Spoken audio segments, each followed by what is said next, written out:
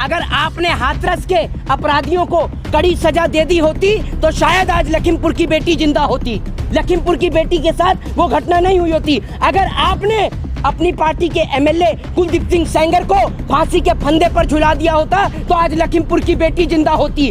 बिल्किस बानो के साथ जो बलात्कार किया वो कौन थे, ये बताइए ना। आप बलात्कारियों में जाति और धर्म तराशती हैं, आपको शर्म नहीं आती? उनमें एक अपराधी है जिसका नाम छोटू है, वो कौन है? मुसलमान है वो। बलात्कार करने वाला हिंदू हो मुसलमान हो, फांसी के फंदे पर लटकाया जाना चाहिए। अपराधी तो कुलदीप सिंह सेंगर भी पकड़ा गया, राम रहीम भी पकड़ा गया, चिन्मयानंद भी पकड़ा गया, नित्यानंद भी पकड़ा गया, आसाराम भी पकड़ा गया, पकड़े गए हाथरस वाले भी। लेकिन हुआ क्या, ये पूछता हूँ, हुआ क्या? अगर इन बलात्कारियों को फास्ट ट्रैक कोर्ट के जरिए फांसी दे दी गई होती तो मैं आज भी कहता हूँ लखीमपुर की बेटी आपके और हमारे बीच जीवित होती। जिसकी पार्टी का एमएलए बलात्कारी हो, असल में जिसकी पार्टी के नेता असेंबली में बैठकर पॉर्न वीडियो देखते हो, वहाँ आप महिला सुरक्षा की गुहार लगाते हैं। ईरानी की बेटी के ऊपर आप आरोप लगाइए। स्मृति ईरानी जी ऐसे बिलबिला उठती हैं और सदन में खड़े होकर चिल्लाती हैं। लखीमपुर के मामले में चुप और मौन हो जाती हैं क्योंकि वो बेटी किसी गरीब माँ की बेटी है। वो बलात्कार उत्तर प्रदेश में होता है जहाँ योगी जी की सरकार है और योगी जी और मोदी जी को इनके सारे नेता और मंत्री प्रणाम और नतमस्तक करते हैं। मैं आप बात करते हैं बिहार के जंगल राज की। चलिए, बिहार में तो एक बार को गोली चल रही है, आपके यहाँ तो बेटियों की इज्जत और आबरू लुट रही है। लेकिन देश की मीडिया बिहार का जंगल राज दिखाती है, उत्तर प्रदेश का जंगल राज नहीं दिखाती। बजरंग दल, विश्व हिंदू परिषद, आरएसएस आज सड़क पे क्यों नहीं उतरता और लखीमपुर जाके उस बेटी के इंसाफ की मांग क्यों नहीं करता?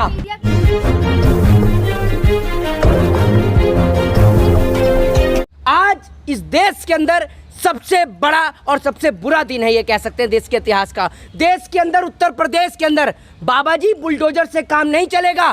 बुलडोजर बलात्कारियों के घर पर चलाइए, ठीक है ना, और बलात्कारियों को बीच चौराहे पे फांसी पर लटकाइए। सुन लीजिए, बाबा जी तो एकदम गायब है। बाबा जी ने कोई स्टेटमेंट दिया है पर डिप्टी सीएम जी योगी जी ने कहा है जो मतलब जो दोषी हैं उनको इतनी कड़ी सजा दी जाएगी कि उनकी 7 पुश्तें याद रखें। वो हमने देख लिया था। हाँ। वो हमने देख लिया था। अगर आपने हाथरस के अपराधियों को कड़ी सजा दे दी होती तो शायद आज लखीमपुर की बेटी जिंदा होती, लखीमपुर की बेटी के साथ वो घटना नहीं हुई होती। अगर आपने अपनी पार्टी के एमएलए कुलदीप सिंह सेंगर को फांसी के फंदे पर झुला दिया होता तो आज लखीमपुर की बेटी जिंदा होती। अगर आपने राम रहीम, आसाराम जैसों को जेल की रोटी ना खिलाकर उनको फांसी के फंदे पर लटकाया होता तो आज लखीमपुर और हाथरस दोनों की बेटियां जिंदा होती। किसी बाप की बेटी नहीं जाती और किसी माँ की कोख नहीं उजड़ती, है बात मैं आपको बता दूं। और आज मुझे शर्म आती है कि आप एक महिला होते हुए आप सरकार का साथ दे रही हैं, सरकार का साथ दे रही है। आपको सोचना चाहिए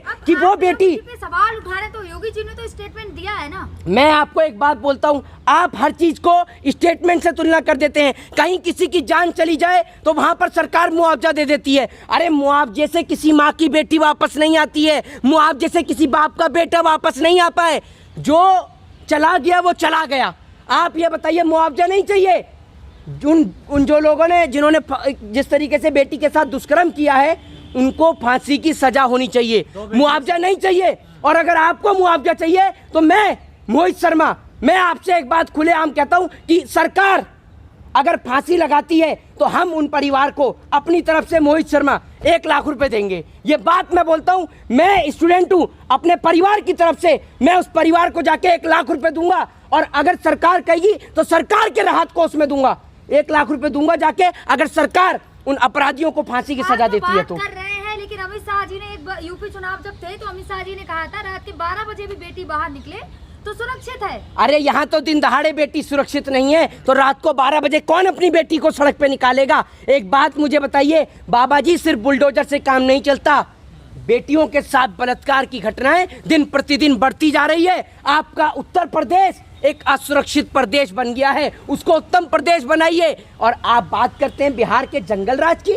चलिए, बिहार में तो एक बार को गोली चल रही है, आपके यहाँ तो बेटियों की इज्जत और आबरू लुट रही है। लेकिन देश की मीडिया बिहार का जंगल राज दिखाती है, उत्तर प्रदेश का जंगल राज नहीं दिखाती, जहां बेटियों के साथ बलात्कार की घटनाएं बढ़ रही हैं। लेकिन आज सवाल उन तमाम बड़े बड़े दलों से, बजरंग दल, विश्व हिंदू परिषद, आरएसएस आज सड़क पे क्यों नहीं उतरता और लखीमपुर जाके उस बेटी के इंसाफ की मांग क्यों नहीं करता? मीडिया की बात कही, मीडिया लखीमपुर का केस दिखा रही है कि जिन लोगों जो आरोपी हैं वो मुस्लिम समुदाय से हैं। एक बात आप मुझे बताइए, बलात्कार करने वाले चाहे हिंदू हो चाहे मुसलमान हो, बिल्किस बानो के साथ जो बलात्कार किया वो कौन थे? ये बताइए ना। आप बलात्कारियों में जाति और धर्म तराशती हैं, आपको शर्म नहीं आती? उनमें एक अपराधी है जिसका नाम छोटू है, वो कौन है? मुसलमान है वो।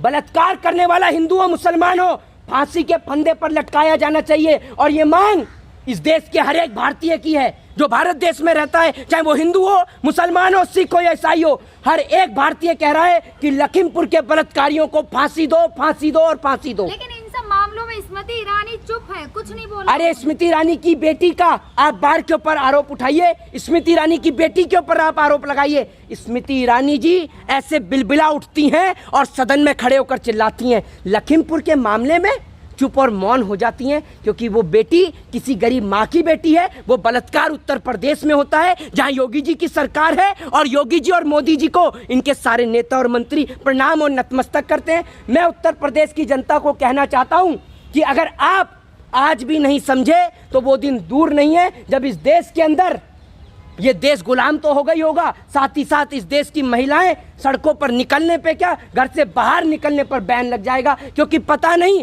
कब कौन हैवानियत का शिकार महिलाओं के साथ कर दे। बीजेपी की है इंदु गोस्वामी, उन्होंने अगर बिल्किस बानो पे सवाल पूछो तो उन्होंने कहा इन छोटे मुद्दों पे बात ना करके हमने जो बड़े काम किए हैं उनकी बात। मैं आपको बोल तो रहा हूँ, इनके लिए बलात्कार का मुद्दा एक बहुत छोटा है, क्योंकि बलात्कार जो हो रहा है वो इस देश के अंदर गरीब माओं की बेटियों के साथ हो रहा है। बलात्कार जो है ये बलात्कार में हिंदू और मुसलमान तराश रहे हैं। ये कभी बेटियों को इंसाफ की लड़ाई नहीं लड़ते।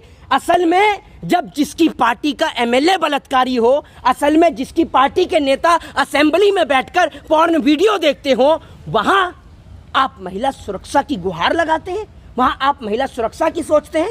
ये बताइए आप मुझे।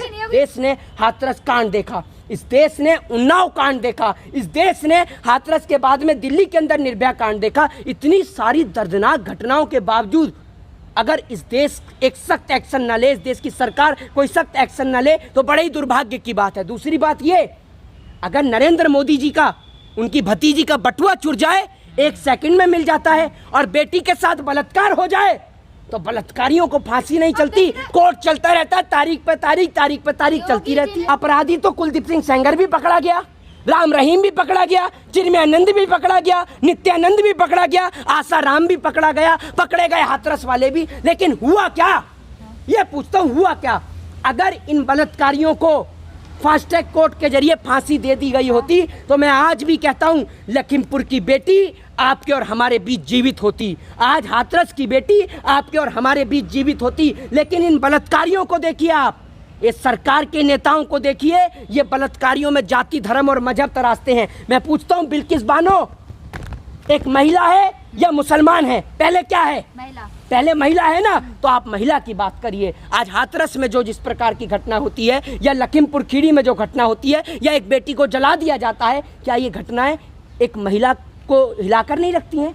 एक महिला जो असेंबली में सदन में बैठ के चाहे तो उन महिलाओं के लिए आवाज उठा सकती है, लेकिन नहीं उठाती, क्योंकि जनाब वहां पर योगी जी का शासन प्रणाली है। योगी जी और मोदी जी मिलके स्मृति ईरानी को अगली बार मंत्री नहीं बनाएंगे अगर वो उनकी बुराई कर देंगी और महिलाओं की आवाज उठा देंगी। लेकिन मैं बता दूं आपको, मंत्री बनाने वाला स्मृति ईरानी जी इस देश की जनता है, नरेंद्र मोदी या अमित शाह नहीं है। तो आप अगर महिला होते हुए महिला की आवाज नहीं उठाती हैं तो भूल जाइए, कोई महिला आपको वोट देगी भी। और आप भारत देश के पूर्व प्रधानमंत्री को चूड़ियां भेजने का काम कर रही थी। अगर आप लखीमपुर खीरी के अपराधियों को सजा ना दिलवा पाए, उनको सजा से मतलब ये नहीं कि जेल के अंदर डाल दें, अगर फांसी के फंदे पर ना झुलवा पाए तो वही चूड़ियां अपने प्रदेश के नेता और मंत्रियों को दे दीजिएगा और कह दीजिएगा वो चूड़ियां पहन लें, क्योंकि आप अगर इस देश में बहन बेटियों की इज्जत और आबरू की हिफाजत नहीं कर सकते तो आप लोगों का नेता और मंत्री की कुर्सी पे बने रहने का कोई हक नहीं।